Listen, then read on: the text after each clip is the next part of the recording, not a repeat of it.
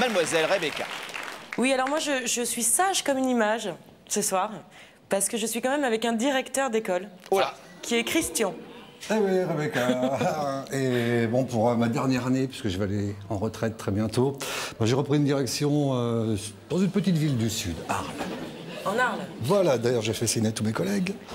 Et Christian, donc en fait, moi, je lui ai donné vos bulletins scolaires de quand vous étiez petits, Pascal et Laurent. Ah bon? En cachant les noms. Oui. Il les a trouvés super bons. Il trouve juste qu'il y a un gros problème de discipline. Il y en a un des deux qui est très bavard. Je pense qu'on va essayer de chercher un peu tous les deux lequel des deux c'est.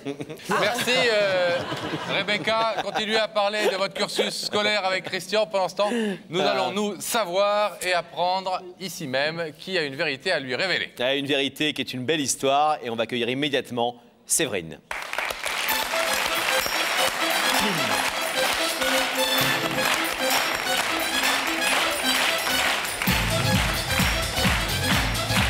Ça va bien? Ça va. Bonsoir Séverine, merci d'être avec nous pour les places. Ça va Séverine? Ça va. Alors, Séverine, vous êtes une maman comme les autres. Oui. Mais vous êtes la maman d'un petit garçon qui s'appelle Julien et qui n'est pas vraiment un petit garçon totalement comme les autres. Non, c'est vrai, Julien a des problèmes de dyspraxie, donc problème psychomoteur. La dyspraxie, en quelques mots, on a appris ça avec Pascal et avec notre équipe, c'est un trouble qui intervient qu'on découvre chez certains enfants en bas âge et qui est une difficulté à homogénéiser ses comportements, que ce soit verbaux, que ce soit dans le comportement ou les gestes, ou les comportements sociaux, ou les comportements scolaires ou d'apprentissage, c'est ça? Exactement, c'est ça. Julien, quel âge? Julien va avoir 11 ans. On vient de voir Christian à l'instant avec Rebecca. Qui est donc Christian? Alors Christian, c'était l'instituteur de Julien l'année dernière, donc le directeur de l'école. Et Christian est parti maintenant. Voilà. Et alors? Et alors, ça fait drôle parce qu'il s'est énormément occupé de Julien. Donc il nous a énormément soutenus. Et si vous êtes ici ce soir, c'est pour le remercier, bien entendu, pour lui rendre hommage par rapport à cette action qui a permis, on va le voir, de changer la vie, non seulement la vie de Julien à l'école, mais aussi la vôtre. La nôtre, parce que c'était pas toujours bien. Non. On va regarder ça en images tout de suite. Julien voit le jour en compagnie d'Alexandra, sa petite sœur jumelle. Sa vie commence comme celle de tous les enfants. Il est entouré et choyé par sa famille. C'est un petit garçon joyeux et heureux de profiter de la chance d'être à deux pour découvrir le monde.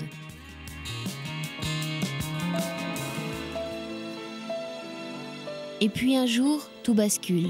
Imaginez un corps qui refuse tous les gestes que le cerveau lui ordonne.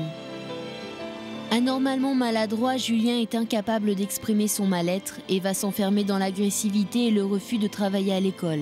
Sa révolte devient rageuse. Il rature les appréciations de ses professeurs. Le diagnostic tombe, un mot barbare, la dyspraxie. C'est le nom de la maladie qui gâche la vie de Julien. Exclu par ses camarades, incompris par ses professeurs, Julien remplit ses cahiers de fleurs grimaçantes et dessine des monstres qui hantent son esprit. Julien devient un enfant rebelle qui rêve d'être libéré. Jusqu'au jour où Christian entre dans sa vie. Il est le directeur de son école et le combat de Julien devient son combat. Par tous les moyens, il veut le faire sortir de son enfermement. Julien change, Julien se bat et gagne jour après jour du terrain sur la maladie. Il s'ouvre à nouveau à la vie de famille.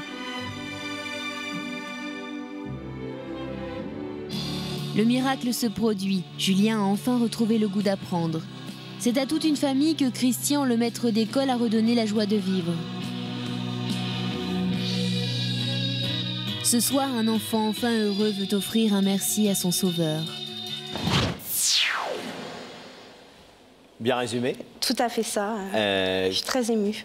Comment est-ce que Christian, ce directeur d'école formidable, s'y est pris avec Julien? Alors, avec douceur, avec du tact, parce qu'il y avait beaucoup d'adultes qui ne le prenaient pas au sérieux, puisqu'il faisait des crises violentes et généralement, quand un enfant s'énerve, on essaye de le brimer un peu. Et Christian, lui, l'a pris avec douceur. L'a soutenu toute l'année et n'a jamais baissé les bras parce que c'était vraiment pas évident. Et vous pensez que cette attitude a vraiment permis de révolutionner totalement le comportement de Julien, en tout cas lui donner sa chance, ce que d'autres n'avaient pas fait? Oui, tout à fait, parce qu'il a mis des équipes éducatives justement à la disposition de Julien pour pouvoir justement trouver le problème.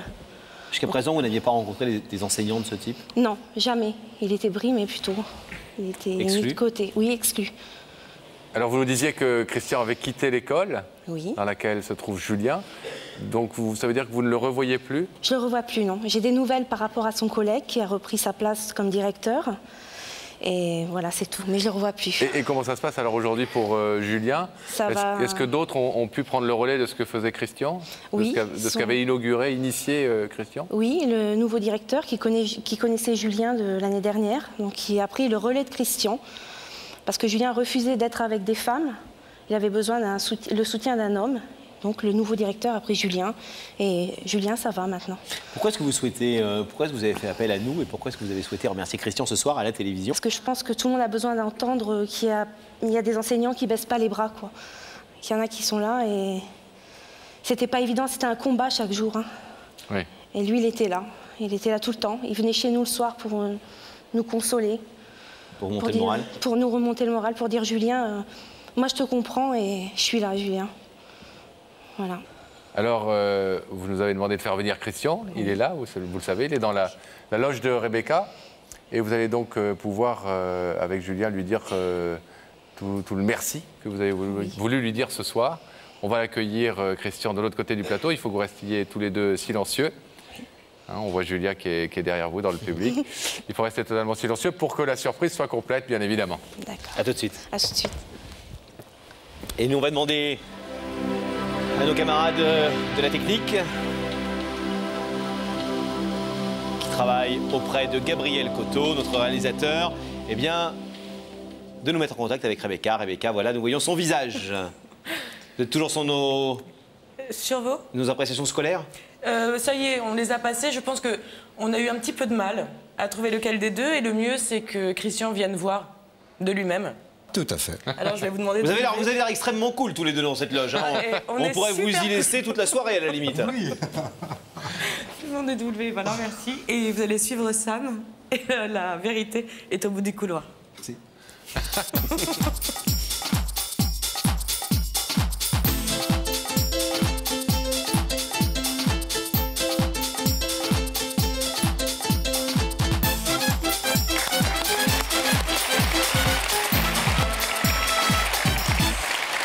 Bonsoir Christian. Bonsoir.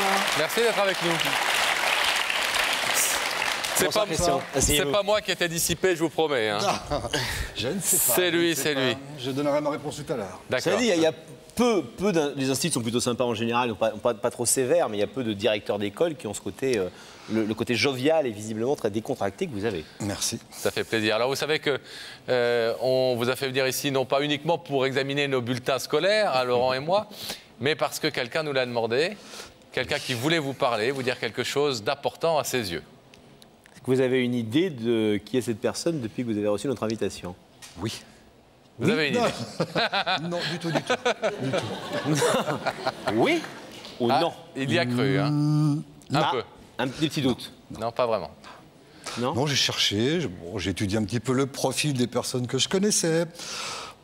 Rien. Est-ce que vous voulez un indice? Oui. Alors c'est quelqu'un à qui on a raconté un peu la situation et qui a quelque chose à vous dire par rapport à ça. Regardez. Christian, si tu es là ce soir, c'est parce que tu t'es pas fié aux apparences. Quand on s'occupe d'enfants, comme vous le faites, Christian, est-ce que les apparences sont parfois trompeuses? Les apparences sont toujours trompeuses, ça c'est vrai. Et ceux qui se fient aux apparences, à mon sens, sont dans l'erreur.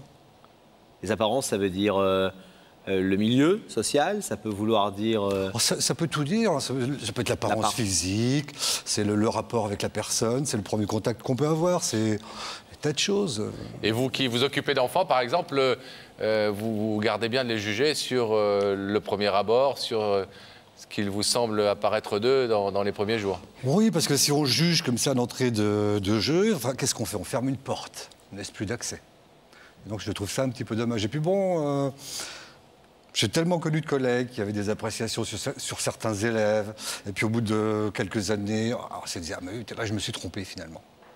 Alors que si on avait réfléchi un petit peu, et si on avait pris un petit peu plus de recul, je pense qu'on n'en serait pas arrivé là, quoi. Par exemple, de Laurent et moi, ça pourrait être moi le dissipé et Laurent le sage.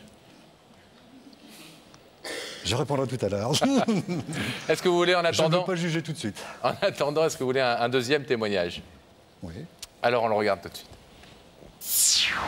Je sais pas si t'étais un bon élève, Christian, mais en tout cas, t'es vraiment un bon prof. Un ancien élève? C'est quoi un bon prof pour vous, un bon enseignant? Vous pouvez le dire en quelques mots. Alors, en 2 mots pour moi, le bon enseignant, c'est celui qui arrive à retrouver des élèves, plus tard, qui lui disent « Quand j'étais chez toi, j'étais bien ». En fait, c'est réconcilier les enfants avec le milieu de l'enseignement. Tout à fait. Et je crois qu'il faut se mettre à leur niveau, dans un premier temps. Leur donner la main, et dire « On y va ». Alors, est-ce que vous voulez savoir, Christian, qui se trouve de l'autre côté de ce rideau? Oui. Regardez cet écran. Son visage va apparaître.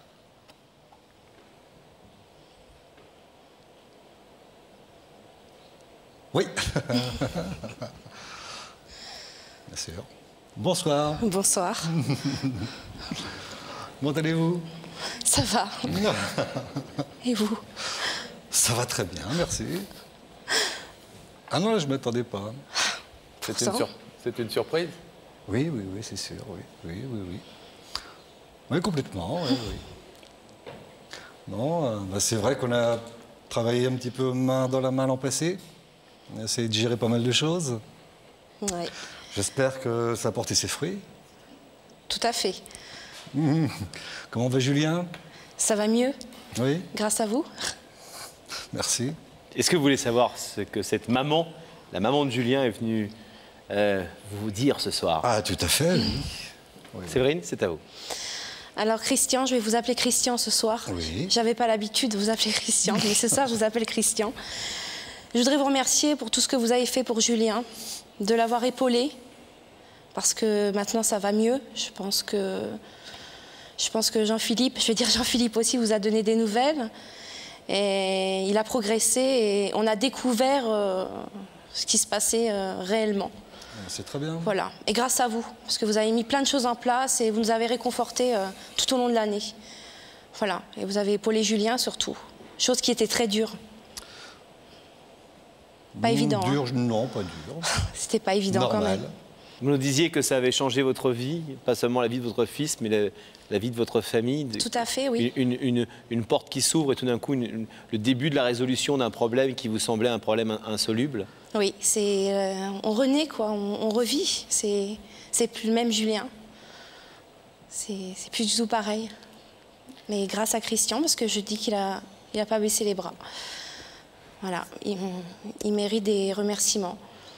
Séverine, vous nous avez aussi dit que si vous ameniez Christian ce soir sur un plateau de télévision, au-delà de ce que vous auriez pu lui dire, et ce que vous avez sans doute déjà dit dans l'intimité, c'est que vous le trouviez un petit peu exemplaire, ou beaucoup exemplaire.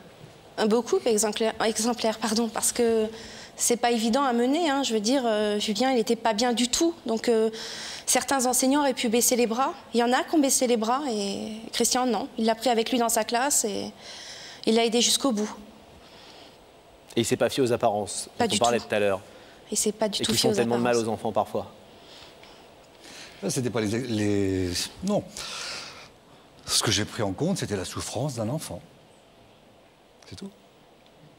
Donc, dans ces cas-là, on ne peut pas faire autre chose que d'essayer de trouver une réponse. Enfin, essayer de trouver une réponse, au moins de chercher. Et non pas de dire, bon, s'il est comme ça, on n'y peut rien. Non. Vous pensez mériter l'hommage que Séverine est venue vous rendre ce soir? Le mériter, je ne sais pas, mais je l'accepte. C'est tout ce qu'on vous demande, Christian. Merci de vous lever. Le rideau va s'ouvrir, évidemment, et vous allez pouvoir rejoindre Séverine et Julien, qui se trouvent non loin d'elle.